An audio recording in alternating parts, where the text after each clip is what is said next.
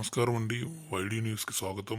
మనం ఈరోజు ఆంధ్రప్రదేశ్లో జరిగిన వార్తలు తెలుసుకుందాము.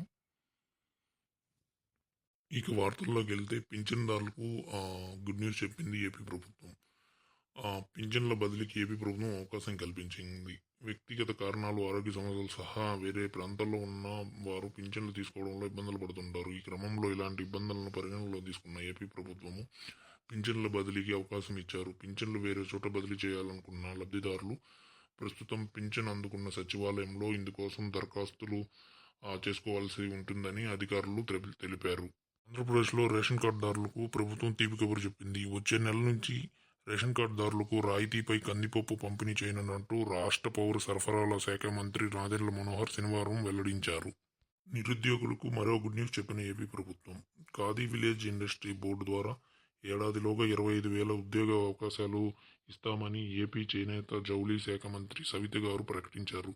దీనికోసం ప్రతి జిల్లాలోనూ ట్రైనింగ్ సెంటర్లు ఏర్పాటు చేస్తామన్నారు. 8వ తరగతి అర్హత గ్రామీణ ప్రాంత యువతకు 5 లక్షల నుంచి 50 లక్షల వరకు రుణాలు ఇప్పిస్తామని సవిత గారు గ్రామీణ యువత ఉపాధి కల్పన తమ ప్రభుత్వ లక్ష్యమని ప్రకటించారు.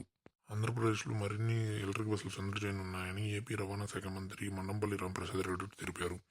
చిత్తూరు ఆర్టీసీ బస్సు డిపోలో శనివారం 17 నూతన బస్సులను మంత్రి రామప్రసాద్ రెడ్డి గారు జెండా ఊపి ప్రారంభించారు. అనంతరం మాట్లాడిన రామప్రసాద్ రెడ్డి గారు త్వరలోనే మరిన్ని ఎలక్ట్రిక్ బస్సులు తీసుకొస్తామని తెలిపారు.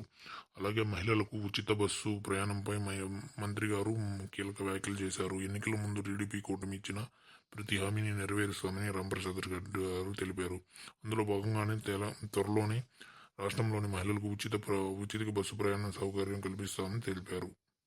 మల్లన్న దర్శనానికి వెళ్లే భక్తులకు అలర్ట్. ఆగస్టు నెలలో 5 రోజుల పాటు శ్రీశైలంలో స్పర్శ దర్శనాలు రద్దు చేసినారు. శ్రావణ మాసం ప్రారంభం కానుండడంతో శ్రీశైలంలో శ్రావణ మహోత్సవాలు నిర్వహించనున్నారు.